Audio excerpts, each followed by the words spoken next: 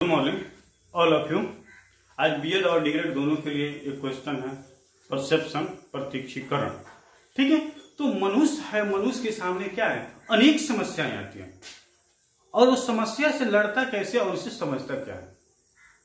तो आज हम लोग क्या है, ऐसा बात नहीं है कि एक क्लास के लिए बीएड और डीएड दोनों के लिए, फर्स्ट ईयर और सेकेंड ईयर दोनों के लिए, इसके साथ साथ हमें क्या है, हम अपनी आवश्यकता में भी इसकी जरूरत है प्रत्यक्षीकरण का। ठीक है, तो मनुष्य के सामने अनेक परिस्थिति आती है, उस परिस्थिति का सामना करने में प्रत्यक्षीकरण का क्या है, अति आवश्यक है। ठीक है, मनुष्य जिस वातावरण में रहता है, जिस वातावरण में निवास करता है, उस वातावरण में उनके सामने अनेक प्रत्यक्षीकरण, उद्दीपन, कौशल क्या होते हैं, उसके सामने स्पष्ट आते हैं। उत्तेजना, उत्तेजना का नाम आप लोग सुने हैं,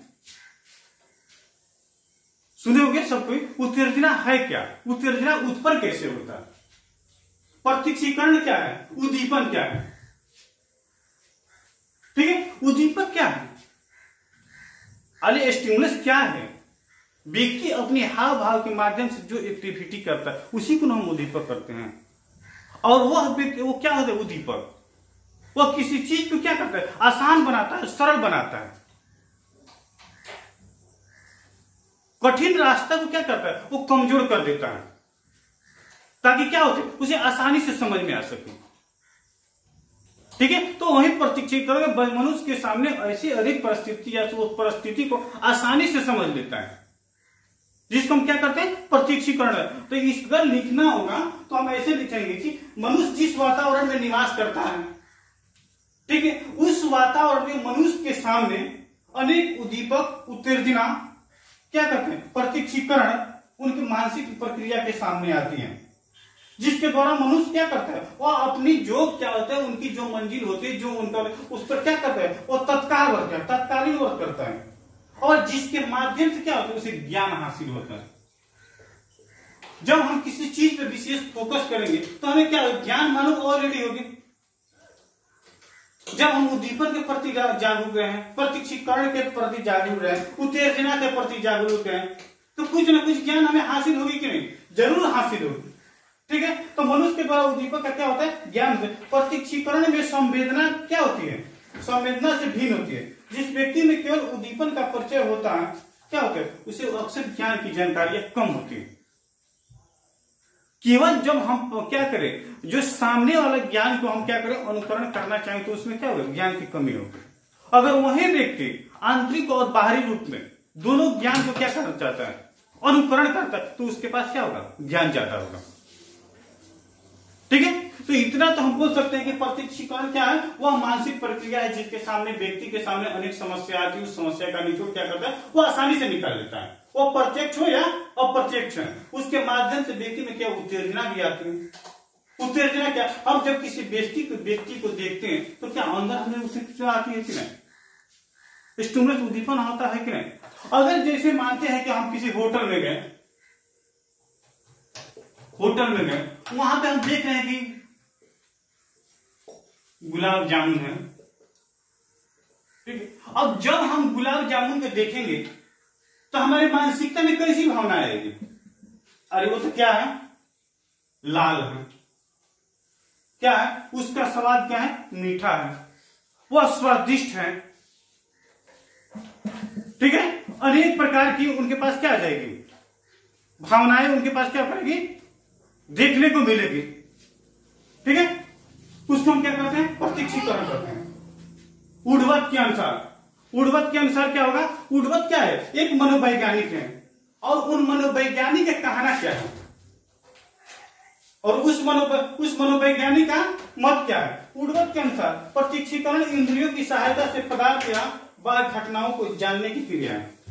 तो प्रत्यक्षीकरण क्या क्या है, अब किसी वस्तु है, किसी घटना है, उस घटना के क्या होते हैं, समतुल अनुसार क्या करें, उस जानकारी प्राप्त करना है, क्या करता है, प्रत्यक्षीकरण कहलाता है।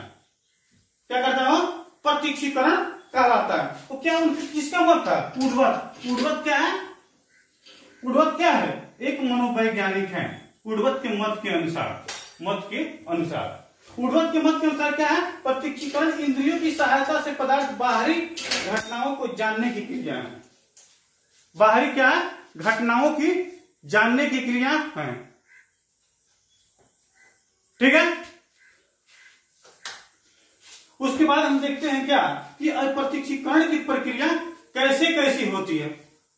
ये भी हमें क्या करना है, जानना है कि प्रत्यक्षीकरण है वो प्रत्यक्षीकरण की प्रक्रिया कैसे कैसे जानकारियां प्राप्त होती है। तो फर्स्ट में हम देखते हैं कि मानसिक प्रक्रिया। अब मानसिक प्रक्रिया का नाम देखें हम, मानसिक प्रक्रिया। अब जैसे हम सोचते हैं, अब उसी के अनुसार क्या होता है, सोच समझ सूझबूझ क्या होती है मनुष्य के अंदर आती है।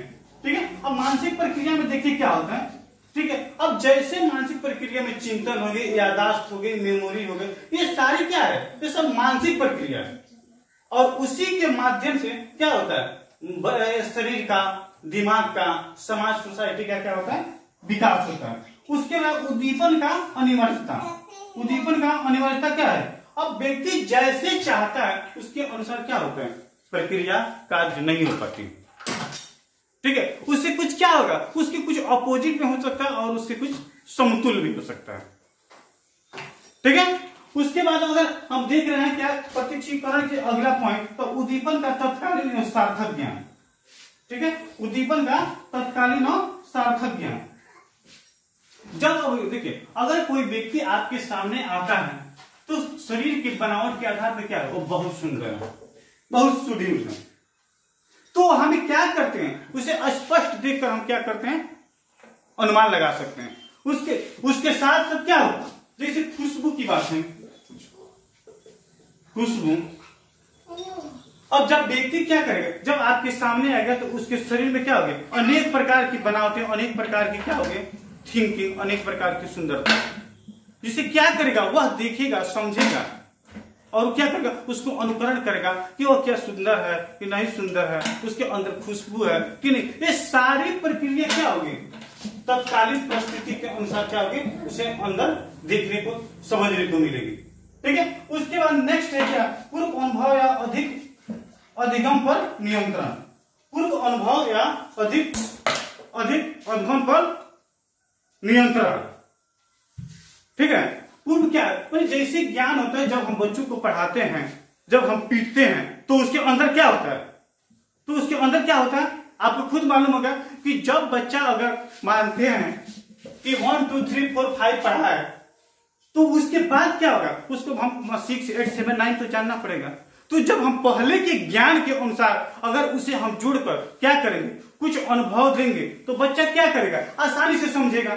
और उसी के अनुसार जब हम किसी व्यक्ति को ऑब्जर्व करना है, जानकारी लेना है, तो क्या होगा, उस पर क्या होगा, व्यक्ति के अनुभव का क्या होगा, समतुल्य विकास होगा। ठीक है। ठीक है। तो हम लोग देख रहे हैं क्या कि पूर्व अनुभव या अधिगम पर निर्भर था, मैंने कहने का मतलब पूर्व अनुभव या अधिगम, लर्निंग, अधिगम पर निर्भरता। मैंने पूर्व मैंने जब पहले के ज्ञान के अनुसार अगर हम जोड़कर कुछ करेंगे तो क्या होगा, जो बच्चा का होगा वो विकास होगा, क्या होगा, सरल होगा, आसान होगा, क्रिटिकल नहीं होगा, जटिल नहीं होगा। ठीक है। उसी के अनुसार हम देखते हैं क्या होगा। अगला पॉइंट आपका क्या है, अगला पॉइंट क्या है, चयनात्मक प्रक्रिया। चयनात्मक प्रक्रिया, क्योंकि जब सोसाइटी हो तो सोसाइटी के सामने क्या होते हैं, अनेक परिस्थितियां आती है, अनेक व्यक्ति आते हैं, और उसमें हमें कैसे व्यक्ति को क्या करना है, चयन करना है, चुनाव करना है। ठीक है। चुनाव करना, तो क्या हम गलत व्यक्ति का चुनाव करेंगे, जो समाज के लायक नहीं है उसको हम चुनाव करेंगे, बिल्कुल नहीं। जो समझिए कि जो आपकी आवश्यकता का लायक है, जो आपकी दर्द को, दुख को, समस्या को समझे, उसके साथ साथ समाज में, सोसाइटी में क्या हो, उसका परिणाम अच्छा हो, उसे कुछ सीखने को मिले, हम उसका भी चुनाव करेंगे कि किसी गलत पर्सन का चुनाव करेंगे, गलत पर्सन का चुनाव बिल्कुल नहीं करेंगे। उसके बाद क्या होता है, संगठनात्मक एकता। उसके बाद संगठनात्मक एकता। अब देखते हैं कभी कभी क्या होता है, संगठनात्मक एकता में क्या होता है, संगठनात्मक एकता होने के प्रत्यक्षीकरण के माध्यम से शरीर की लंबाई, चौड़ाई, मोटाई, खुरापन, गलापन, ये सारी चीज को हम क्या करते हैं, आसानी से देखते हैं, और उसको देखने के बावजूद हम क्या करते हैं, उसको हम क्या करते हैं, अनुभव कराते हैं। ठीक है। उसके बाद प्रत्यक्षीकरण की प्रक्रिया का चरण। अब इसकी जो चरण होगी, प्रक्रियाएं होगी, क्या होगी, अनेक प्रकार की होती है। ठीक है। अब प्रत्यक्षीकरण की अब प्रक्रिया देखिए, उसका चरण देखिए कि अब कैसी कैसी होती है। ठीक है। तो प्रत्यक्षीकरण की प्रक्रिया में जैसे प्रथम चरण, उसके बाद द्वितीय चरण, तृतीय चरण, तो फोर्थ चरण। बोले प्रत्यक्षीकरण जैसे अब देखिए इसकी क्रिया, इसको 4 चरणों में विभाजित किया गया है। 4 चरणों में क्या किया, इसे विभाजित किया गया है। अब वो कौन कौन से क्या है, चरण है। ठीक है। तो फर्स्ट चरण क्या होता है, ज्ञानेंद्रिय का नाम आप लोग सुने हैं, ज्ञानेंद्रिय। अब ज्ञानेंद्रिय के माध्यम से भी हम क्या करते हैं, प्रत्यक्षीकरण करते हैं। अब ज्ञानेंद्रिय में आता कौन कौन से, आंख, नाक, कान, जीभ, चमड़ी। क्या हम इसी सहारे में हम किसी चीज को देखते हैं, किसी चीज को हम अनुभव करते हैं, कि क्या दूसरे किसी चीज के सहारे हम क्या करते हैं, किसी चीज को अनुभव करते हैं, ऑब्जर्व करते हैं? बिल्कुल नहीं। हम इसी के सहारे हम क्या करते हैं, किसी चीज को हम प्रत्यक्षीकरण करते हैं। ठीक है। अब वातावरण है, अब उस वातावरण में ठंडी है कि गर्मी है, तो जो हम क्या करते हैं, खुद अपनी स्किन के माध्यम से हमें क्या होता है, फील होता है, महसूस होता है कि अभी क्या है, मौसम कूल है, अभी हॉट मौसम है, गर्म मौसम है। तो क्या है, इंद्रिया का हम क्या करते हैं, प्रत्यक्षीकरण में हम प्रथम स्थान दिए। ठीक है। वो प्रथम दर्जा हम क्या करते हैं, इंद्रिया को देते हैं। उसके बाद होता है क्या, द्वितीय तंत्रिका तंत्र, हमारी मस्तिष्क। अब तंत्रिका तंत्र में क्या होता है, तंत्रिका तंत्र के माध्यम से हम क्या करते हैं, हमें गुस्सा, ईर्ष्या, क्रोध, प्रेम, भावना इत्यादि हमें उत्पन्न होती है, उसको हम समझते हैं। और उसके माध्यम से हमें किसके साथ कैसा व्यवहार करना चाहिए, बिहेव होना चाहिए, ये सारी चीज को हम समझ लेते हैं। ठीक है। उसके बाद हम देखते हैं क्या, थर्ड नंबर पॉइंट में उद्दीपक तंत्रिका तंत्र, आवेश या मस्तिष्क है। और देखिए आवेग होता है, मस्तिष्क होता है, तो हमेशा क्या होता है, एक समान नहीं होता है। उसमें भी क्या होता है, हमेशा कुछ ना कुछ चेंजिंग होता है। अगर उस चेंजिंग के अनुसार भी हम क्या करते हैं, वर्तित हैं, इसको हम थर्ड पॉइंट में दर्ज कर दिए, 3 नंबर में हम दर्ज कर दिए। और 4 नंबर में क्या है, उद्दीपक या प्रत्यक्षीकरण भावात्मक अनुभूति है। मैंने कहने का मतलब जैसे उद्दीपक या प्रत्यक्षीकरण भावात्मक, हम जिसको पसंद करते हैं उसके प्रति हम क्या करते हैं, जो हमारी सोच होगी क्या होती है, हमेशा पॉजिटिव होती है। जिसको हम ना पसंद करते हैं उसके प्रति हमारी जो सोच होगी क्या होगी, अक्सर नेगेटिव होगी। ठीक है। लेकिन देखा जाए तो प्रत्यक्षीकरण के अनेक चरण हैं, अनेक पहलू हैं। ठीक है। अब उस पहलू के माध्यम से हम क्या करेंगे, प्रत्यक्षीकरण कैसे कैसे करें। अब सबसे पहले तो हम देखेंगे कि व्यक्ति का क्या होता है, उद्देश्य होता है। जैसे देखते हैं व्यक्ति का उद्देश्य। अब व्यक्ति अपने लक्ष्य प्राप्त करने के लिए वो कैसे कैसे प्रत्यक्षीकरण करेगा, कैसे कैसे वर्क करेगा, कैसे कैसे व्यक्ति के पास जाएगा, और उससे उसको क्या सीखने को मिलेगा, ये सारे प्रत्यक्षीकरण के प्रथम चरण में आएगा। उसके बाद नेक्स्ट में हम देखते हैं कि व्यक्तिगत दृष्टिकोण। अब दृष्टिकोण जो होती है क्या होते हैं, अब दृष्टिकोण क्या होता है, यह व्यापक होती है, छोटी मोटी नहीं होती है। ये क्या होती है, छोटी नहीं होती है, ये क्या होती है, बहुत बड़ी होती है। ठीक है। वो क्या होती है, छोटी बहुत बड़ी होती है। तो इसके माध्यम से जैसे हमारे पास सोच होगा, थिंकिंग है, उसी के अनुसार हमारे क्या होगा, दृष्टिकोण बढ़ती जाएगी। उसके बाद मानसिक तत्परता। और मानसिक तत्परता मेंटल एक्टिविटी, और मानसिक तत्परता में होगा कि जैसे हम सोचेंगे, जैसा हमारे समझ में आएगा, जैसे हम किसी दूसरे को देखेंगे, वो क्या होगा, ऑल सोसाइटी हो, ऑल कम्युनिटी हो, और उसको क्या करते हैं, आसानी से सीखते हैं। और चिंतन की कमी, सभी में एक समान चिंतन नहीं होती। जैसे अब चिंतन की बात हुई, चिंतन की कमी या न कमी। ठीक है। कमी या न कमी क्या होती है हमारे पास, हम जैसी हमें आवश्यकता होती है उसी के अनुसार चिंतन करते हैं, या एक दूसरे को देख कर भी हम क्या करते हैं, चिंतन करते हैं। ठीक है। उसके बाद नेक्स्ट में क्या, पूर्व जान पहचान। पूर्व जान पहचान, जब हम किसी चीज को जानते हैं या किसी व्यक्ति को जानते हैं, तो जब हम उसे देखते हैं तो क्या होता है, हमारी पुरानी जो बात है वो बात हमारे क्या हो जाती है, याद हो जाती है। इतना तक कि हम अगर उसको नहीं पहचानते तो क्या बोलते हैं, अरे भाई आपको हम कहीं सीखे थे, होता है कि नहीं।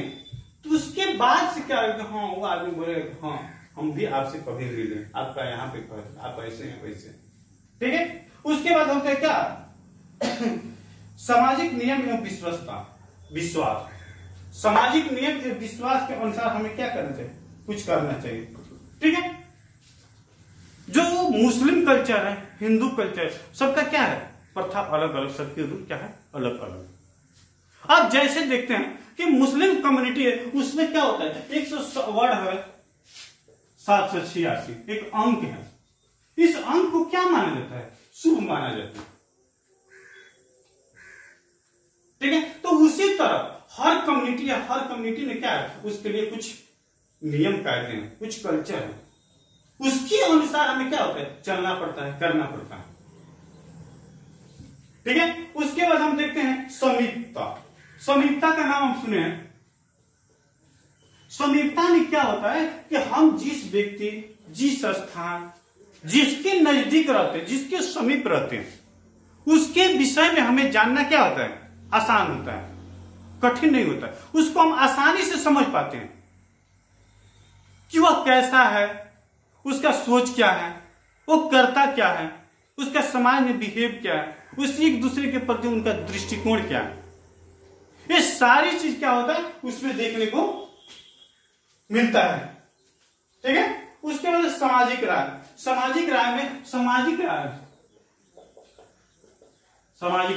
अब इसमें क्या होता है सामाजिक राय में, कि समाज के कुछ वरिष्ठ व्यक्ति हैं, कुछ समझदार व्यक्ति हैं, और समाज के जो पिछड़े व्यक्ति होते हैं उनको क्या करते हैं, वह मोटिवेट करते हैं कि तुम्हें ऐसा करना चाहिए। तो वह वही व्यक्ति क्या करता है, उसको अनुकरण करता है, मानता है, जो क्या है, जो एजुकेटेड है, जिसके पास क्या है, शिक्षा है। जिसके पास शिक्षा नहीं, उस शिक्षा को समझ ही नहीं, पर क्या है उसके उद्दीपन का प्रभाव, और उद्दीपन का प्रभाव क्या होता है, अपोजिट होता है, अच्छा भी हो सकता है और गलत भी हो सकता है, ठीक है। उसके बाद क्या होता है, ज्ञानेंद्रियों की कार्य। अब ज्ञानेंद्रियों के कार्य में क्या होगा, अब ज्ञानेंद्रियां हमारे क्या करती है, पूरे और बॉडी को क्या करती है, वो उनकी जो एक्टिविटी उसको डिस्ट्रीब्यूट करती है, उसको समझती है वो। अब जैसे अभी तो थोड़ा सा गर्मी होता है तो हम क्या करते हैं, बहुत हॉट मौसम है, बहुत कूल मौसम, ये सारी चीजें। उसके बाद मानसिक तत्परता। अब मानसिक तत्परता में क्या होता है, जैसे हमेशा किसी चीज के प्रति क्या करना, थिंकिंग करना, सोचना। अब जैसे मानते हैं कि माँ बेटा का हमेशा क्या करती है, वेट करती है, कहाँ गया, कब आएगा, कैसे आएगा, ठीक है। अब बाईचांस माँ बेटा का क्या करे, वेट कर रही है, गेट पर इंतजार कर रही है, बाईचांस माँ बैठी है, तब तक कोई दूसरा व्यक्ति आता है और उस गेट को क्या करता है, खटखटाता है, आवाज देता है। मौखिक आवाज नहीं देता, अगर मौखिक आवाज दे जाएगा तो समझ में आ जाएगा, इंडिकेट करता है। अब जैसे आपके गेट पर बेल लगा, उसको बजाया, तो माँ के जहन में क्या होता है कि बेटा घर पे आ पहुंच गया, हो सकता है गेट पे वहीं। तो सारी क्या है, मानसिक तत्परता है, ठीक है। अब वस्तुओं की चमक, अब वस्तु की चमक, अब वस्तु को जैसे आप मानते हैं कि वस्तु जैसे कोई व्यक्ति है, वो तंबा लिया है, लेकिन उसे देखने वाले व्यक्ति को क्या समझ में आएगा कि उसके पास क्या है, वो सोना है। ये सारी चीज क्या करती है, उसको महसूस होती है, ठीक है। उसके बाद पुनरावृत्ति, संस्कृति कारक, कल्चर कारक। कल्चर कारक में क्या होता है कि सभी व्यक्ति अपनी अपनी जो कम्युनिटी होते हैं, उस कम्युनिटी को क्या करते हैं, आसानी से समझते हैं। अब जैसे हिंदू कम्युनिटी अपनी कम्युनिटी को, मुस्लिम कम्युनिटी अपनी कम्युनिटी को, सारी क्या करते हैं, उसे आसानी से समझते हैं, ठीक है। उसके बाद देखिए उदाहरण, ठीक है, ठीक है। अब ऐसी ऐसी क्या होती है, हमें इसमें देखने की प्रक्रिया महसूस होती है, ठीक है। तो व्यक्तिगत क्या होता है, भ्रमण। जब व्यक्ति क्षेत्र में एक स्थान से दूसरे स्थान जाता है तो अनेक प्रकार के क्या करते हैं, वो प्रत्यक्षीकरण करता है, अनेक चीज को ऑब्जर्व करता है, अनेक चीज को वह देखता है, और उसके बाद क्या करता है, वह दूसरे को डिस्ट्रीब्यूट करता है, दूसरे को समझाता है, ठीक है। तो चलिए आज की हमारी क्लास को यहीं पे एंड किया जाएगा। आप सभी को मेरी तरफ से बहुत बहुत, मैं एमडी अशरफ गर्दी Chanakya college of education Bettiah. धन्यवाद।